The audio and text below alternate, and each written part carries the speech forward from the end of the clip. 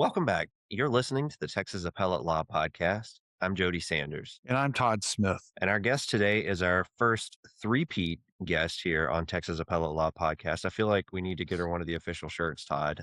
MC Yeah. Sungaila, who is an appellate lawyer out in California. MC, hopefully our guests are familiar with you by now, but if you would just kind of give us a little bit about you, what you do, that kind of stuff. Sure. Well, thank you so much for having me back. I really appreciate it.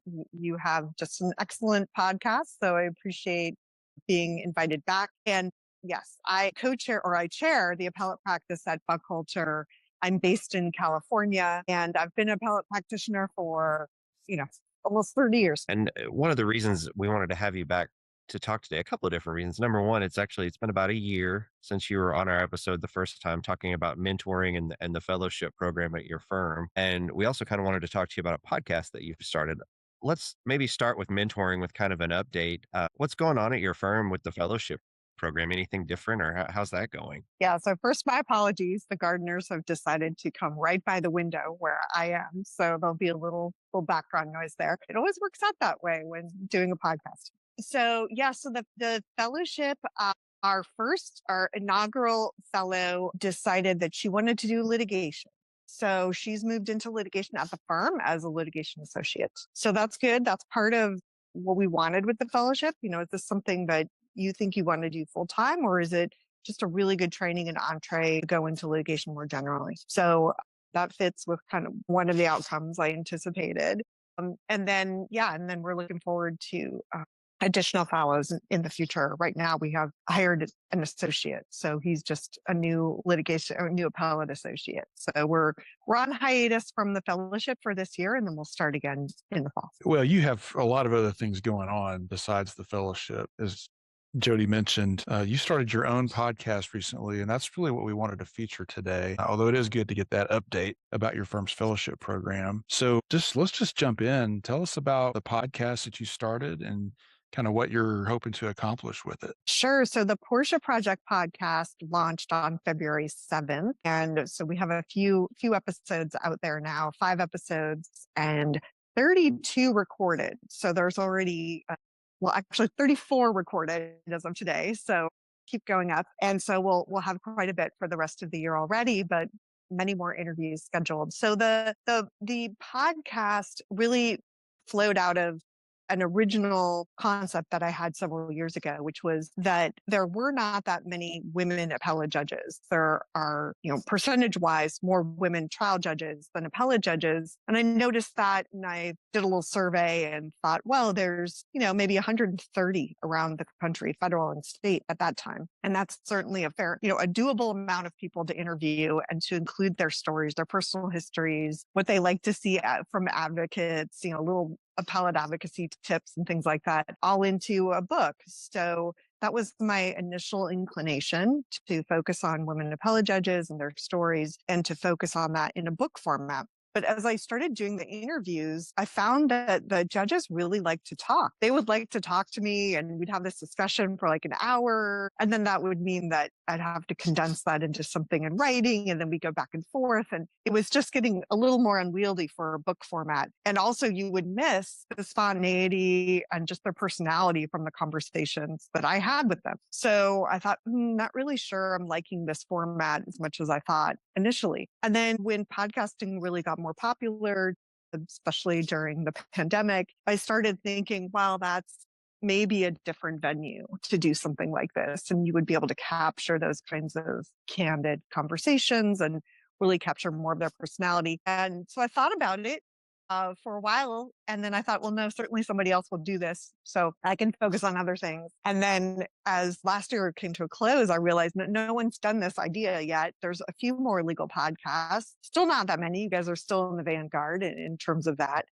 And certainly not like at the appellate level. There's a few, but there's nothing. And there are a few podcasts focused on women in business or women entrepreneurs, and a few interviews with women lawyers, but nothing focused on judges and nothing as comprehensive as I had envisioned. So I was like, okay, fine, I'm going to do it. Nobody else is doing this, but it really seems like the right time to do it. So that's kind of the evolution over several years of where the podcast came from. And then as I started it, Well, the first thing was I had to see, would judges be willing to do this? Would they be interested in doing this? If they don't want to talk to me on a podcast, we're not having a podcast. So I reached out to,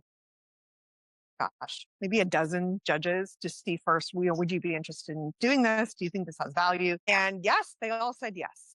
So then I'm like, yes, we have a podcast. We have liftoff, Houston. This is good. So so it's gratifying too. And I think that they were looking for an outlet. I'll say, I think the timing was right for this, for their willingness to be involved in this. Typically, you'd have, in California at least, we have these programs called that California Women Lawyers Association would put on, maybe quarterly, maybe a little more than that every year. So you want to be a judge programs where the women judges and people who are involved in the appointment process would go around the state and basically just put it out there to invite women to apply and demystify the process a little bit.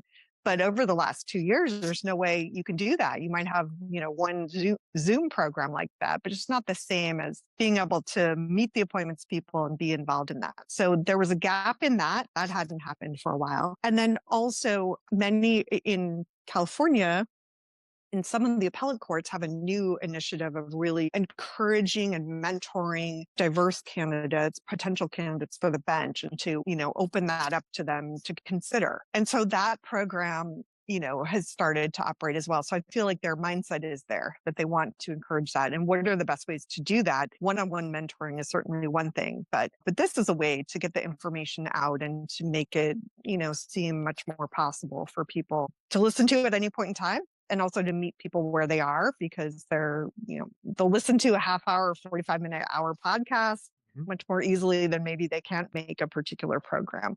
So I think all of those things, what was going on at the bar and the bench level and together with COVID, and also, frankly, judges are just more comfortable with Zoom hearings and Zoom everything. And, that's comfortable for them now.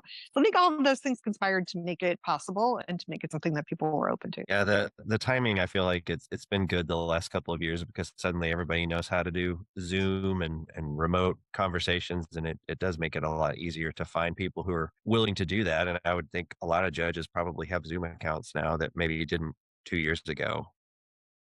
Yeah, I think just more comfortable with that format and recognizing that, the venue in which we would do this, a strictly bar event venue, many of those are by Zoom as well. But I think maybe thinking outside the box a little bit more. I think also the fact that there are a number of judges on Twitter, there are a number of judges like the women state Supreme Court justices who have their own podcast, Lady Justice. That happened during COVID. They wouldn't have, I don't think, would have gotten together to create that before COVID, but they're comfortable with that format. I mean, some people aren't, some people are, to each their own. But then once I started talking to the judges, I started thinking, well, if we're going to have a survey sort of women's progress in the profession and kind of where we're at now and where we've come from and what opportunities there are for women, then we can go beyond appellate judges. We definitely want that to be a major part of this, but other kinds of judicial positions and interviewing people in different states where the process is different, right? How you get there is different. You're elected, you're not appointed, or it's a mixture of appointment and then going to the voters, or like magistrate judge positions, which are appointed by the district judges in the particular district.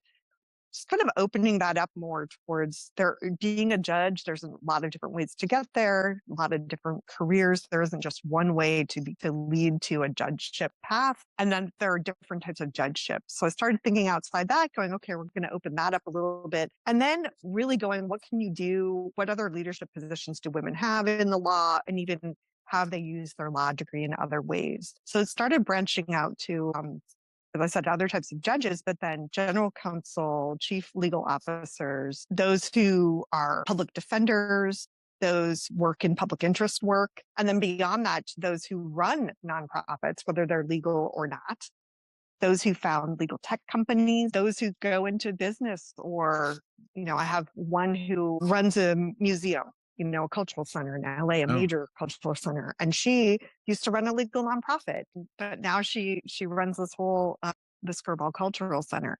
So it's just a range of just thinking outside the box about what you can do with a law degree and what that means these days as well. I feel like that's such an important conversation regardless, but especially now when a lot of people have started to reevaluate legal careers after the pandemic and looking forward, I think, to everyone's benefit to what those are going to look like in the next 10 and 20 years. So it's great that you're providing some templates to folks from people that they might not normally come across. Yeah, and I also obviously have my heart is in pro bono and public interest work. Even though I work in a law firm, I'm very committed to pro bono work. So I also feel like my showing the different ways you can go into a public interest career, or also different types of pro bono work that can be done. So one of our major public interest groups here, the Public Law Center, had their basically second in command come on the podcast, and a woman who runs the Veterans Legal Institute and founded it and is, the nonprofit executive for that.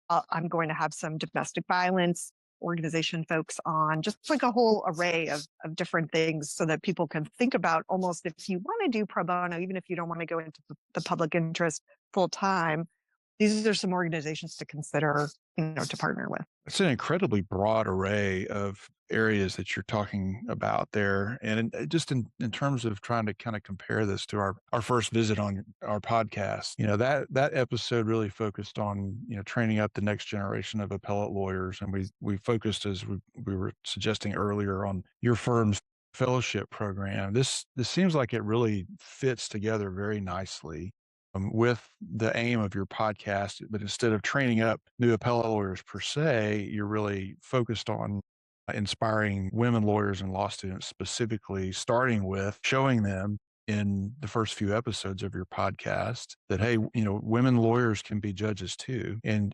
giving them some great examples of folks who have followed that path. But then now, as you've traced for us, telling some stories that I think are important to have heard. And, you don't have to be a judge just because you go to law school. And, we want to certainly encourage women to pursue that path if it's something that they want. But in the law, as we've discussed many times here on the show, I mean, there's just a wide variety of things that one can go into in terms of practice areas. And so it sounds fascinating, the broad scope of topics and work situations that your guests are in. Yeah, so I'll say for Texas folks, Judge Rosenthal will be up to bat shortly, and Justice Bland has also been interviewed for it. So the Texas folks, there's a couple of Texas judges already in the mix coming up. But yes, there's. I'm going to jump in there and say that I'm putting Judge Bland on notice now that if she can come on your podcast, she can come on ours. So I'm just letting her know. As I'm prone to do sometimes, call some people out a little bit on the show. Actually, I think she'd be willing to do it anyway, but I'm a little jealous that you got her on your show before we got her on ours. She's a lovely human being, and she and Justice Ellis and I were on a storytelling panel at the Appellate Judges Education Institute in Austin, Texas. And so that's we kind of bonded over the panel. And that's how I nabbed her to come be on the podcast. And, hopefully I've done work of making her feel comfortable with the format, and she'll be comfortable talking with you guys as well. But yeah, no, wonderful, just amazing people, very blessed to have both of them, be willing to discuss things. I think one of the things that's really funny that I've heard a lot of the guests say to me is, oh, you have this person and that person, and they all know each other. They're all across the country, but we've known each other for a long time, and we've kind of supported each other for a long time. So it's a tight network, I think, of women who have accomplished a lot of great things, and it's nice to be able to feature them together. And I think that my hope was that the individual stories would be interesting and teach things, but that the collective story would also be what they call in complexity science of, like, there are emergent properties from the group as a whole, so that there's something that's unique from the collection itself that individually each person doesn't have. And that's kind of what I've been seeing in these interviews. There are commonalities, and that there are a number of challenges that women have had and that they've overcome, some of them specific to their gender, some of them just challenges you have in your career, but that there's the interweaving of their stories and how it captures women's progress overall in the profession from the 1970s forward is something I'd really hope would show up through the stories. And it does. When you see the women who became some of the first chief justices or the first women judges in their state, and they had challenges, getting a job as a lawyer out of law school. This is like a Justice O'Connor or Ginsburg challenge, from that time. And then soon after that would be, well, the jobs that were open that we did were really government jobs. So we're, prosecutors or attorney general's office or things like that. And then you can see those opportunities opening up such that people have a very different mosaic of a career path before they hit the bench. And so I think that in itself just shows a much broader story of where women are at in the profession. But just the amazing resilience of all of them, like grit, resilience, and a lot of wisdom. Like there's a lot of really good advice. Patricia Hunt Holmes, also a Texan, who was one of the first women partners at Vincent and Elkins. I interviewed her. She's now retired and writes books. So I thought she was an interesting mix of both historical accomplishments of women in law practice, but then many of us are frustrated writers. So seeing someone who then goes on to have a successful writing career, is also kind of inspiring. So I think the other thing from these interviews is it shows that once you choose one thing, you don't have to do that your whole career, right? There's lots of opportunities to change and move and use your skills in different ways. So in her case, having retired, then, using her legal knowledge to have sort of legal thrillers and things that hopefully make a difference in society, maybe move the needle forward a little bit. One of her books was about human trafficking. So there's that. And then there are also the stories of the judges. So folks like Justice Sears, who was on the Georgia Supreme Court, and she was appointed so young, and then she was on the bench for a very long time, but now she's had a significant career afterwards in law firms and in law practice. So I think that's a change too. A lot of judicial appointments tend to be in the past, maybe later in your career, but now it's much earlier in your career, which means you have a second or third act after being on the bench, which is also another trend. You can see that in the conversations. So you've got 30 something episodes in the can already. You're releasing episodes now weekly, I guess? Yes, weekly. And so are you going to take some time off? Because you're clearly putting way more episodes in the can than you need right now. Are you going to start publishing like every other day, or are you going to just schedule it out a little bit and give yourself a little bit of a break? Because that is a mind-numbing pace that you're on right now. Yeah, well, I felt like it was a really good time in December. January was a really good time because things tend to slow down. And also we had another, the Omicron outbreak. So the trials stopped and the cases kind of slowed down. So I thought if I'm going to be able to match my schedule with the judges, this would be the best opportunity. So I just kind of took that opportunity when I could. But I think I have 20. Yeah, I do. I have 20 more interviews scheduled for the first part of this year. And the issue, Todd, is that those who've been on have really enjoyed doing it. So they go and ask someone else, oh, my colleague would like to do it, or they suggest someone else who would like to do an interview, which is lovely. So that's kind of where it goes. It's like a little game of telephone down the line. I'm sure you may have had the same experience.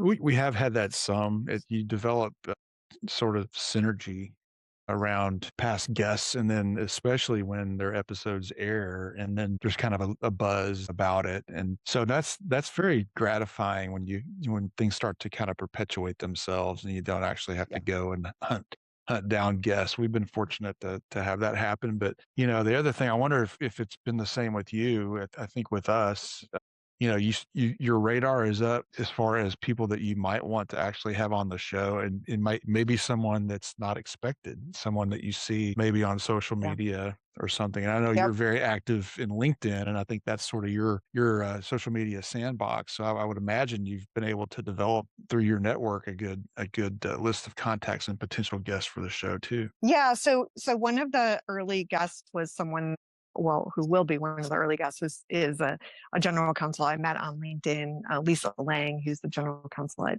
Kentucky College. And so, she was on my list because I really like her thought leadership. And then, yes, directly from LinkedIn, I'll tell you a good story of this one. So when I decided to broaden it to not practicing law, I saw Jennifer Friend, who is the executive director of Project Hope Alliance, which works with motel living kind of youth in Orange County to ensure them a better future. So she was a law firm partner, and she left that to become the executive of this nonprofit, which she has grown tremendously in the last few years. And she really made it leaps and bounds beyond what it was previously. But I was just when I was thinking that, I went to LinkedIn. I saw her video. She had a little video of her story. And I was like, I want to interview her for this. She's great. But that was because I was thinking about it and I saw her video. So it's like the power of social media and LinkedIn, right? I mean, I might have gotten around to it eventually. She's right in my neighborhood. If I'd asked people,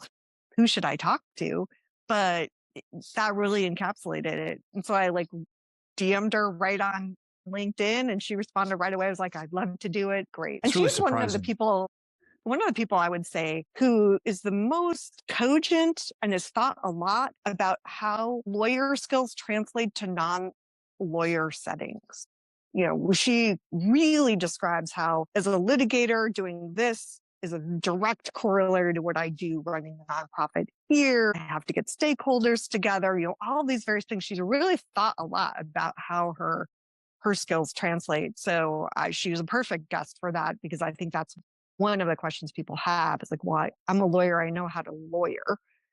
I'm not sure I know how to do anything else, and being open to that. No, actually, we have a lot of skills. Right. Yeah, I was just going to interject that, those times that you do reach out, that your interviewees aren't necessarily coming to you. I think one thing we've seen and been very pleased by is how open people are to the idea of coming on. I mean, the pandemic, as we've suggested, sort of changed people's attitudes about Zoom, which really, really helped. But, I think even 5 years ago, it would have been harder to persuade people to. I mean, they could get used to the idea of having a conversation like this, but having it recorded and then published in some format. Lawyers, we're the last ones to adapt usually and adopt new technology. And even though podcasting is certainly not new, it's certainly taken a hold. And it is a nice aspect of it now that people don't think you're crazy when you reach out to them and say, hey, I'd like you to come on my podcast. They don't say, she has a podcast? What kind of a nerd is she? They might say that about me and Jody, but they wouldn't say that about you, MC. They definitely say that about me. No, I was going to say, I don't know. Who knows what they say after, they don't tell me that directly. Maybe they do say that. I just don't know, but they're very gracious. Yeah. I think that there was a complete leap of faith for people. I mean, all of these people who agreed to be interviewed before there was anything. That most people want to say, well, okay, you want me to be on your podcast. Can I go see what your podcast looks like? Right? Can I go check it out? Like, what am I getting myself into? But so many of these people who were open-hearted and very gracious to do this, and, they got nothing. Like, just trust me. It's not going to be bad. I have good intentions. I promise. Yeah. Well, see, that was kind of the opposite for us, because we've told the story before about how having Justice Boyd on our podcast as our first official interview really kind of gave us some street cred among the folks that we did ask to come on early on. And that has sort of perpetuated itself over time. But, that really is a testament to people's faith in you, that they would be willing to come on sort of sight unseen. And you've had so many interviews, and now of course we're starting to see the product of that effort. And I would imagine that once people actually hear the episodes, that you'll have the benefit too of that, actually having something to show people and have them listen to. Maybe you can use that, and not to say that your existing guest list is not impressive, because it is, but for us it was like we got a Supreme Court justice out of the gate. Hey, anything was possible. I'm not sure that would have been quite as possible if we hadn't had a guest like Justice Boyd to begin with, because otherwise it would have been, just me and Jody and a microphone. I'm not sure how seriously people would have taken us. Yeah, well, and I could, honestly, for a few people, I could point them towards your podcast to say, no, some judges do actually do that. Like, some judges have been willing to be interviewed on podcasts. I mean, it's up to you whether you want to or not, and how adventuresome you are, but it happens. So it was helpful to have you pioneering that so that I could refer to that in talking with people. But I was really, really grateful for so many of the folks who were, just willing to take the leap to do this without any net, really. And people I had met through bar association work or I'd appeared in front of or knew in various ways, but some I didn't, who were, very kind. I mean, Justice Sears, like, we've seen each other on LinkedIn, but I really have never talked to her. But I reached out to her. I DM'd her on LinkedIn. I said, hey, I'm doing this podcast. Would you like to do it? I mean, you're, quite historic in your appointment. I feel like it would be very important to have you included in this. And she's like, sure, of course. So, just wonderfully generous people. Yeah. How did you choose the name, the Portia Project? So I chose it because when I entered law school and the legal profession, which is, late 80s, early 90s, it was frequently a common term that people would refer to. There were a lot of review articles about women's progress in the profession, and they would refer to it as Portia's progress. And that reference was to Portia from The Merchant of Venice, who had to pretend to be a man to advocate, to act as a lawyer, basically. So that was the term early on used. I don't know that it's used so much anymore, but to me, I'm like, that kind of encapsulates it, Portia's progress in the profession and ensuring the continued progress of women in the profession. Well, you've invested your own time and I guess some money in that too, because I see that you've trademarked the name, which is a sign to me of somebody taking something very seriously.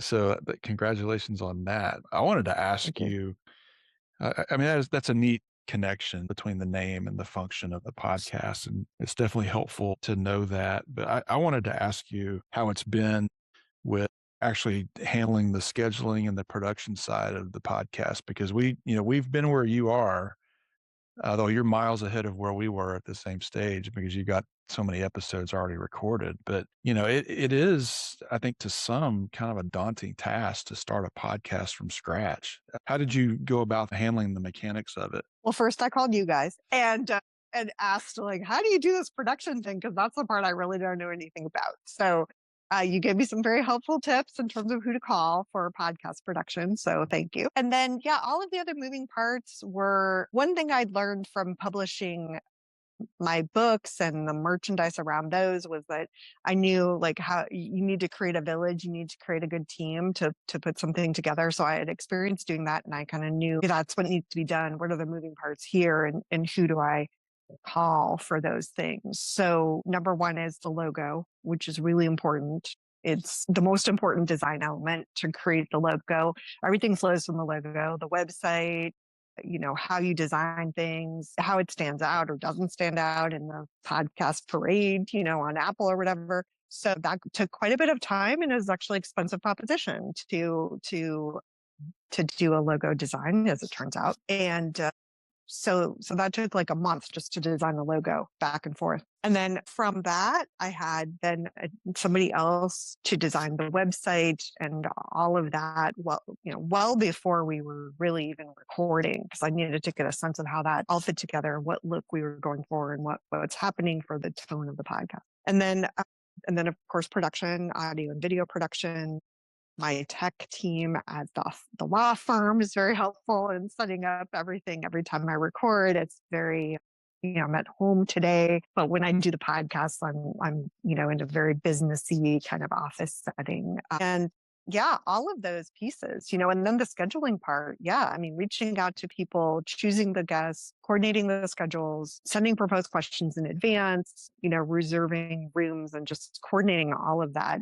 Right now, I do all of that. My assistant does some of the calendaring after I've done it, but I do all of that myself. So at some point, I'd like to be automated like you guys are. That would be very nice. But it's sort of like snowballing out of control before I could really set that up, with the people referring referring a friend, as it were, of people Right. who wanted to be interviewed. Mhm. Well, you've got proof of concept. So now you know that your time would be well spent to, work on making your processes more efficient, which I'm going to really go into nerd land now, talking about that. But yeah, I mean, it is daunting to start, and it is hard to kind of get out of the gate, but you've succeeded. And, you're going to have more than the sort of conventional wisdom is that, if you don't make it to 10 episodes, that's actually pretty common for a podcast. Most podcasts don't make it and don't go more than 10 episodes, and you're going to defeat that because you've already done the work. And so Yeah, now, because partway through it, it became like not the podcast; it became more of the project. Like it became more of a mission. yeah, It started with the judges and like kind of this finite group that I can invite, but then as things grew, it really became more of a mission to me. So I think that's partly why I'm, moving so fast and doing this. So I'm like, oh my gosh, the more it's like the critical mass of stories you have, the more women's lived experience you have together, the greater the whole. And so I'm like, I want to do it as fast as possible because the more we have, the more it's going to provide to people, the more it's going to give, and the more of just a unique thing it's going to be. So I think I'm kind of driven at this point, Todd. well, you got to go with it while you're motivated, right? And while you Mhm. have the time to do it, because that's the other major aspect. I mean, if anyone's listening to this thinking, how do I start a podcast? I mean, having that initial motivation and getting over the initial sort of technology hurdles is one thing, but you have to be able to sustain it for it to Mhm. work. And we've taken a different approach to ours. We know more or less the schedule that we want to release new episodes on, and we kind of strike a balance between things that are sort of current events kind of things versus the long tail sort of episodes that aren't really something that, if it's not published for a month or two, are going to make any big difference. So I mean, those are all things that folks have to think about before they dive into this. Now that said, if we can do it, there's any number of other people out there who can do it. It's just a matter of Definitely. taking to it and sticking with it. And as you say, sort of making it a passion. I mean, this is something that for us, I don't know if it really started out to be quite the same passion as it did for you, but certainly, we felt like we had stumbled onto something pretty good and have enjoyed doing it now ourselves for as long as we have. But, we're not filling the niche quite the same way you are. I think you've got an audience that is going to really enjoy the content that you're putting out, and you don't have to be a female to enjoy it and listen to it. You've Mhm. got some great guests talking about things that impact lawyers and non-lawyers alike. I'm really interested in, not for personal reasons, but just I think the idea of translating your skills developed as a lawyer into other areas is something that's very interesting, because you hear about more and more lawyers leaving the profession, and yeah, I always wondered, well, what are they going to do? Right. You- what do you mean you're not going to practice law? Because that's a Yeah. foreign concept to me. But Yeah, I know. Well, I started thinking about that too. I was like, well, gosh, what else could you? What can you do with a law degree? Like years ago, they had that book that said all 100 things you could do with a law degree. But I was like, what does that look like?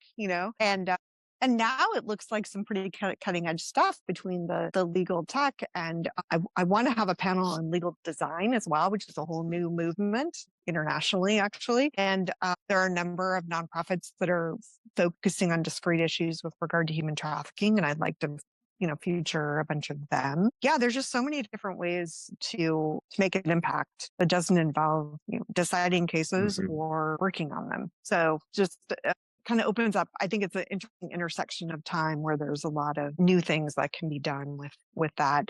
Yeah, I have. In fact, I get all these referrals from the different interviewees, even if their episode hasn't come out yet.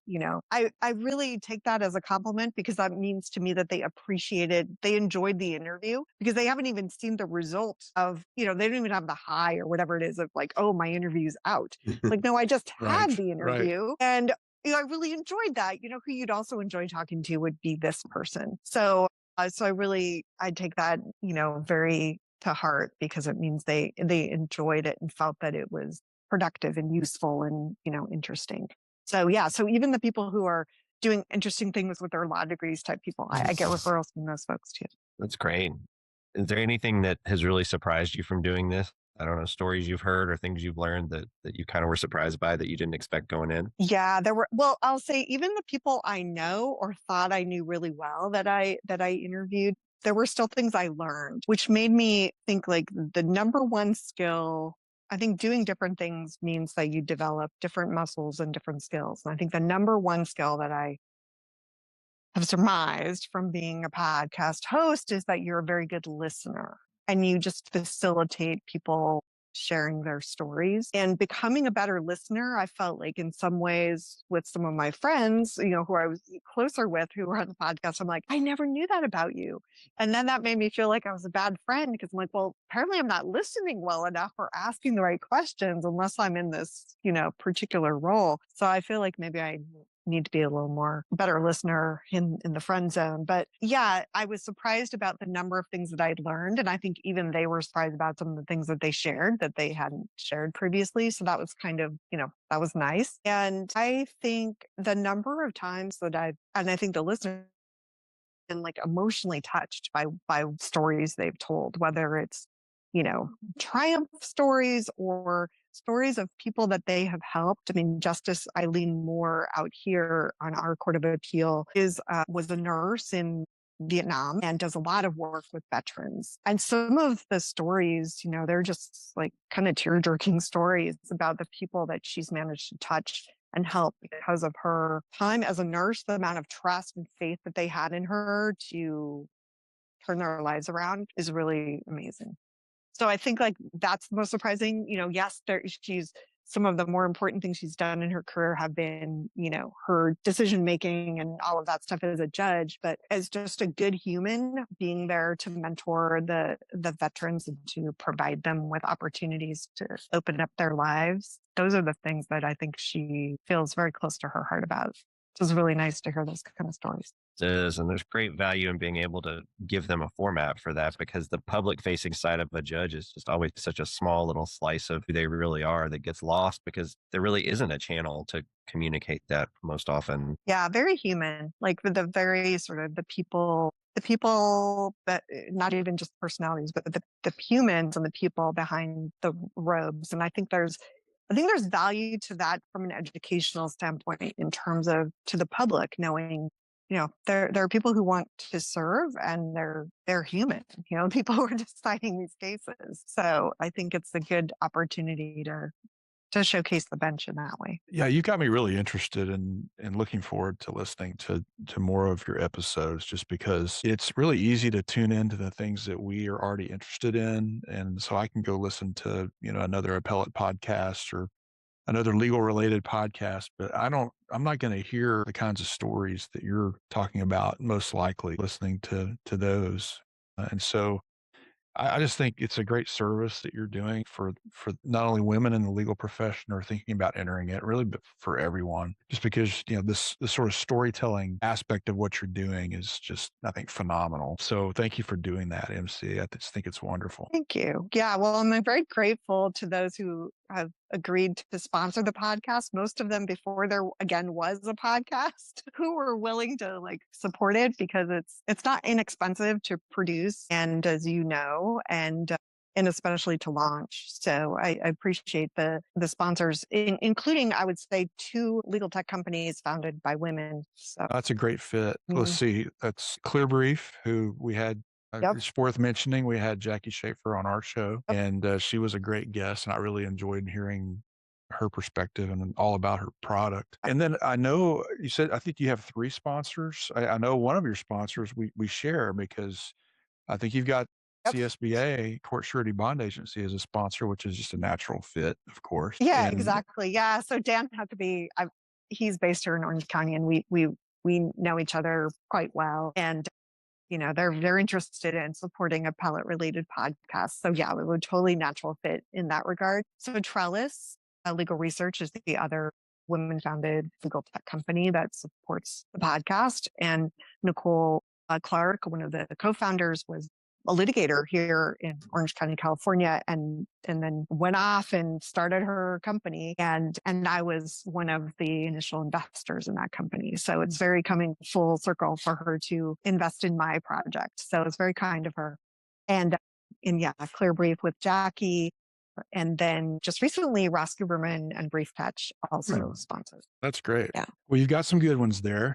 Ross was also on our show. And so we see the commonalities here, even just aside from the fact that we're all appellate practitioners. Well, before we let you go, thanks for coming back and spending the time with us and telling us all about what you've got going on with the Portia Project. It's, as I've said, it's just an outstanding effort on your part, and I'm really looking forward to checking it out some more.